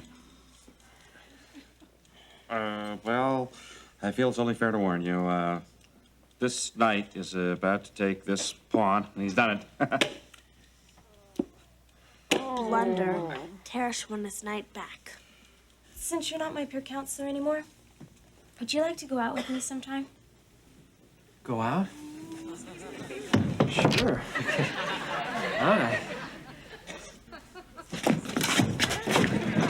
Okay, this rook is taking this bishop. Thank you. So, this bishop will take this pawn. I love it when they die a slow death.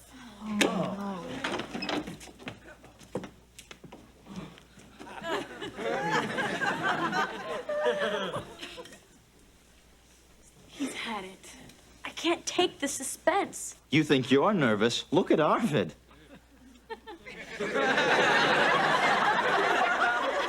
Rook to...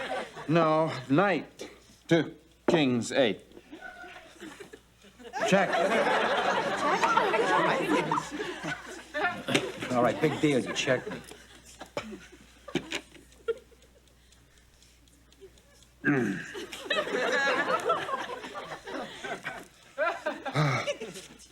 Queen to rook's 8. Check. Now what? He's got Mr. Moore's queen.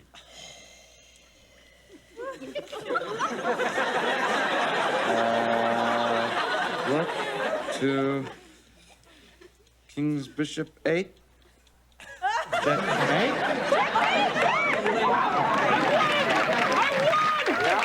What's going on here? Well, what's going on is that Arvid just beat you at chess by playing through this transmitter, and I just moved the pieces. Wait a minute. You beat me, Engen? That's impossible. You're a loser. No, I'm not. I can play as well as anyone. As long as you didn't yell at me and intimidate me and hover over me like some vulture. I could be mistaken, Mr. Terry.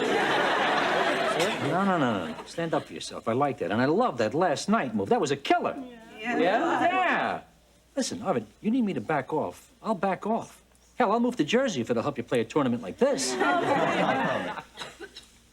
Does this mean I'm back on fourth board? No. You're on first board. Thank you, chess master.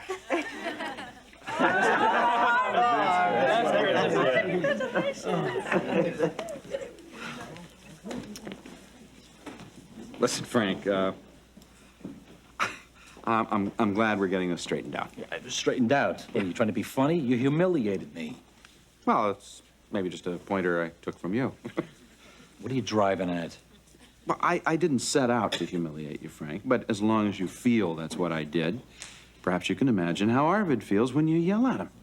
Hey, lots of kids respond to the way I coach. Well, lots of them don't. Now, how many kids in your chess club have dropped out? Okay, Mr. Chips, you tell me how you get the kids to pay attention, to do their best. Well, you know, some of them are more sensitive than others, so you gotta understand each one as an individual. Sensitivity, huh? Yeah. Well, you might be right. Well, if it works for a chump like you, it's worth a shot.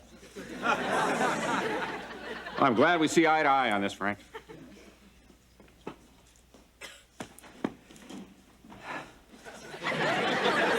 And thank you, Dr. Samuels, for spearheading this explosion of intra-faculty support.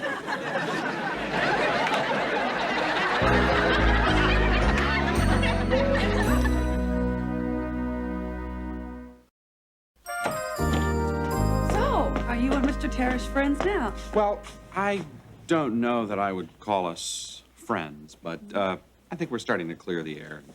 Dr. Samuels, could I ask you a question? Why did you choose me rather than Frank Terrace to teach the IHP class? Well, how can I say this without giving you a swelled head? The truth is because you're less of a jerk than he is. There, I said it. Actually, Dr. Samuels, it's probably the nicest thing you've ever said about me.